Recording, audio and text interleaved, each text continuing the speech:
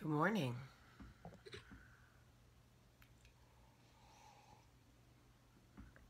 Hey, hey, hey. Ugh, this hair.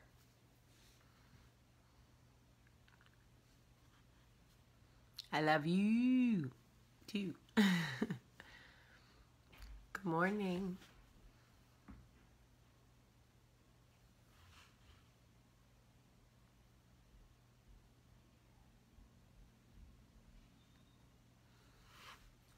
Will there be a book for breaking in? No.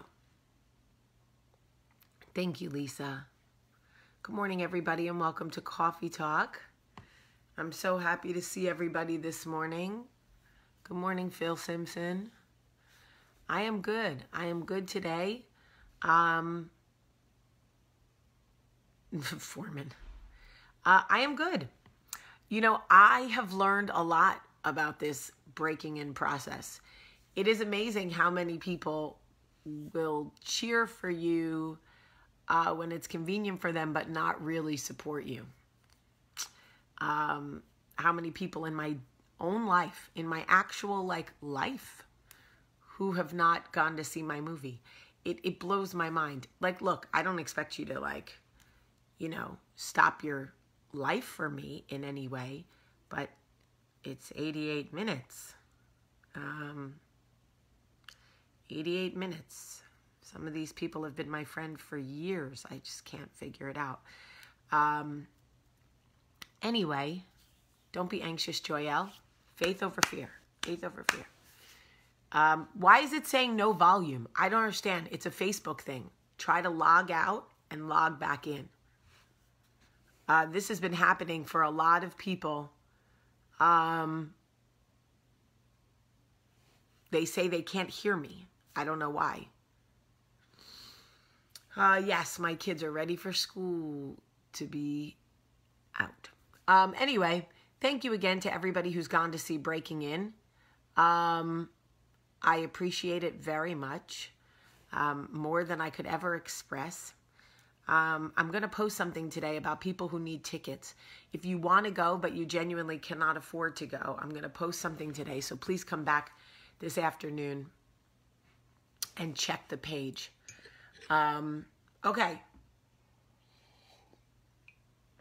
Happy birthday, Ashley. Okay. So I want to tell you something that I have figured out.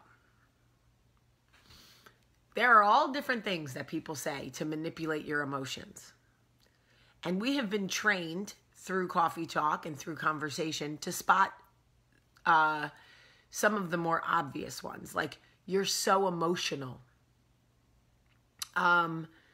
We know now that when someone says you're emotional, that is a trigger. That is a tool to control your emotions. But what we may not recognize is when someone says, I can't do anything right. That is a tool of manipulation.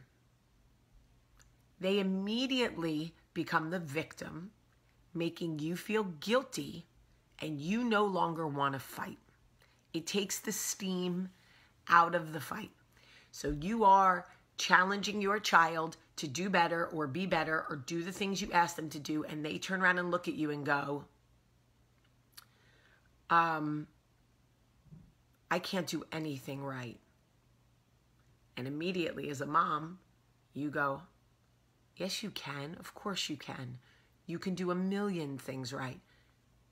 And you feed into what the emotional food they've offered. Same thing when you're fighting with a friend, or a lover, or a coworker. And they're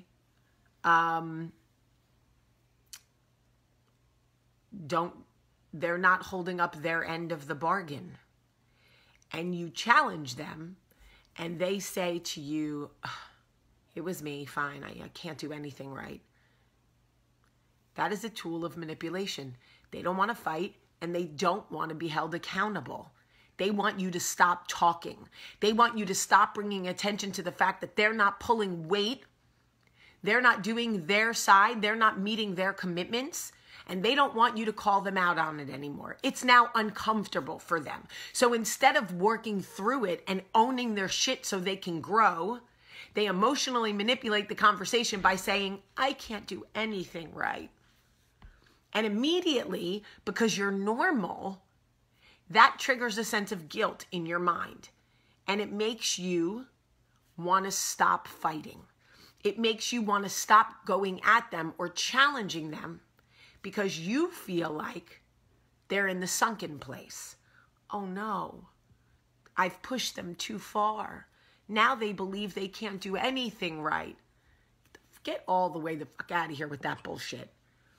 Really? I've said two things to you and all of a sudden you're in the emotional sunken place? You can't do anything right? That's where we are? Really? Y'all don't fall for it. Don't fall for the, sorry, I'm not perfect. Sorry, I can't do everything right. No. No. Nope. The self-identifying as a victim the second they get called out on their bullshit is an emotional tool. It is a self-defense mechanism that they have built so they don't have to grow. Growth is uncomfortable for them. They don't like to be called out on any of their shit. They want to stay exactly who they are. Even if who they are isn't working, they don't care. They're not interested in growing. They're comfortable in their little safe space being exactly who they are. If it isn't working for you anymore, and they continue to play the victim, forcing you to stop the conversation, you need to have a really long talk with yourself about how much more of that you're willing to put up with. And, ow, my damn back hurts so bad. Oof. I can't sit. How about that? And everybody should take a look at themselves, Joyelle. Everybody should take a look at themselves in this instance. The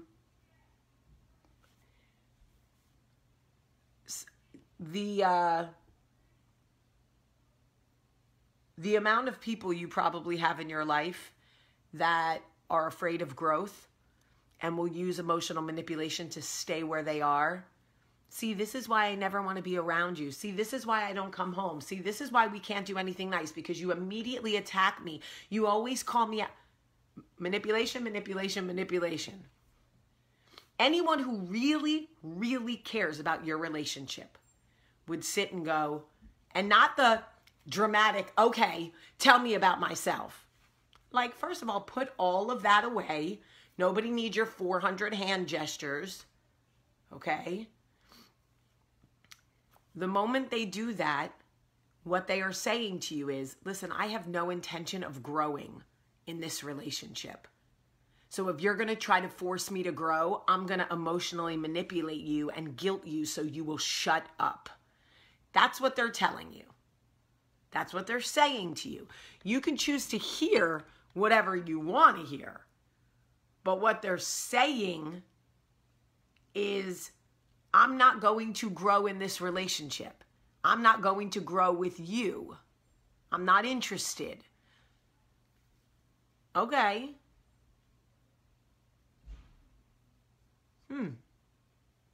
Interesting.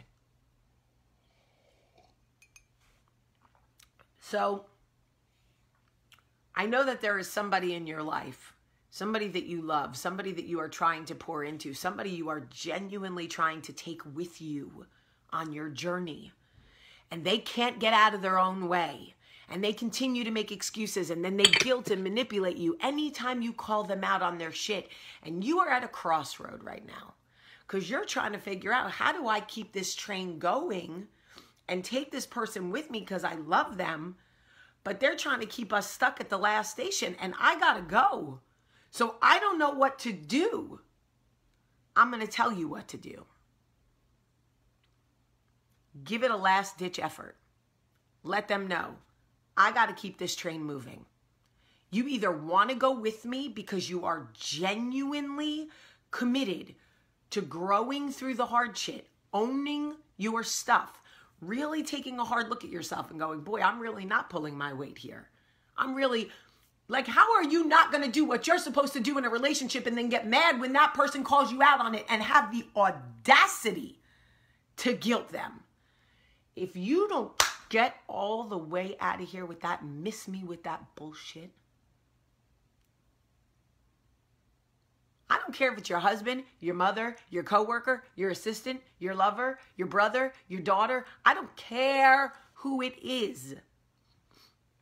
If you are committed to growth and your train is moving forward and the people who say they love you and want to go with you are holding you back, you have two choices.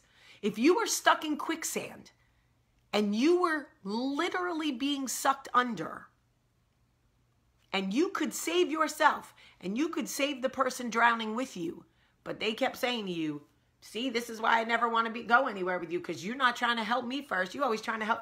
How long are you going to stay in that quicksand? I'm getting out. I'm getting out. The bottom line is, you can only grow with people committed to growth. You can't grow with people who are determined to stay still. Listen, and here's the other thing. I respect you. You're afraid of growth. You don't want to grow. You're scared to step outside your comfort zone. You want to be in this box. You're comfortable in this space. I respect it. I will, okay. But don't lie to me. Don't tell me you want to come with me. Don't tell me you want to grow and you want all these great things for you and have the audacity to try to hold me back using your guilt and manipulation. At least be the kind of person that's like, listen, I thought I wanted to grow, but your kind of growth scares the shit out of me. Your kind of growth is too much for me. I want to stay where I'm at. Okay, I respect that. I got you. I'm going to see you. I'm going to the next station, but I'm going to look back and check on you, make sure you're good, make sure you got what you need, but I have to keep going. Don't make me cut you off, because I will. If you hold my train back, I'm cutting you off. My train is going too fast right now. So anybody who says to me like, so I ride for you, but because I'm not moving as fast as you, or I'm not, hey, no. I love you for it. I am so good with where you want to be. But you can't hold me back. I can't let you do that. I'm sorry. It isn't personal. It has nothing to do with how long I've known you, how long we've been friends, how long we've been dating, how long we've been working together, how long we're in kindergarten together. No. Like, the love doesn't change. I got you. But I got to keep going. If I'm in a desert with you and you can't keep going, and you look at me and go, oh, so you're just going to leave me?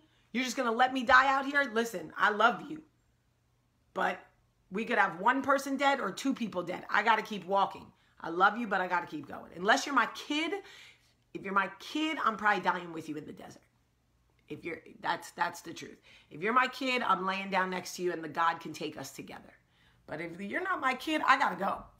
I gotta go. Sorry. Get off my tracks.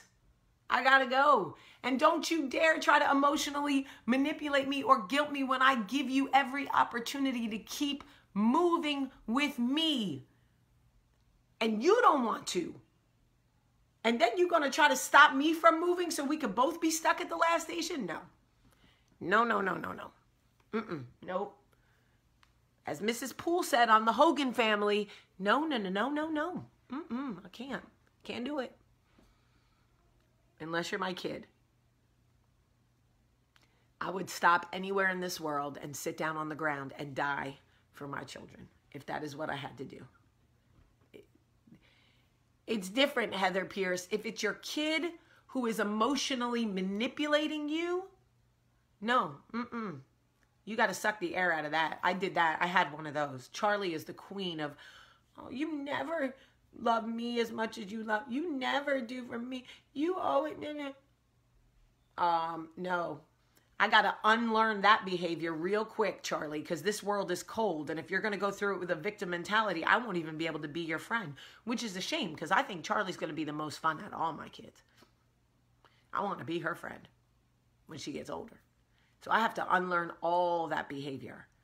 But I'm like, y'all, listen, I watched my dad die at 53 years old. He wanted to live so bad. He wanted to see his children grow up. He was so sad that he was dying. I mean, he was sad. Not mad, not angry, sad. He was so sad that he was dying. All he wanted was to keep going. I'll be damned if I'm going to let anybody keep me at the last station. You watch a parent desperately try to move forward, taking one step at a time, no hair, bald, throwing up from chemo, can't move, lungs burning, trying to keep going. I'll be damned if I got 2 healthy legs and a healthy body and I'm going to let somebody hold me back. No. Not going to happen. So, I'm sorry to bring it back to the dead father thing, but it affected me. It changed me. It changed my molecular makeup, my atoms, every fiber of my being. My eyelashes are not the same. The way I taste food, the way I see the world, the way I hear songs, nothing is the same. And some people may go like, well, it was just a dad. I mean, parents die. I get it. I don't know if it was the age I was or the way in which he died or the way who I was when he died, but it changed me. It hardened me and it gave me an attitude of like, no, sorry. I can't let you hold me back. I just can't. I just can't. Not when I saw somebody who wanted to live so bad. I mean, he wanted to live so bad. And he handled it with such grace. He never got angry. I don't even know. He was so sad for his children and so sad that my mother would be alone. And he wanted to live and he wanted to keep going. And I just can't. I just cannot. You can't stop me. So if you're in my life and you want to stay where you are and you're comfortable in your box, I love it for you. And I will never try to tip your box over, but you need to get the fuck out of my way. All right, y'all. I love you so much. Man, it was like cathartic today, wasn't it? It was cathartic today. We needed that one. I'm sweating. I can smell my armpits through my pajamas, which means I need a shower. There's a share button right there, and I know somebody needs to hear this. Somebody needs to cry with me. I love y'all. Please share this video.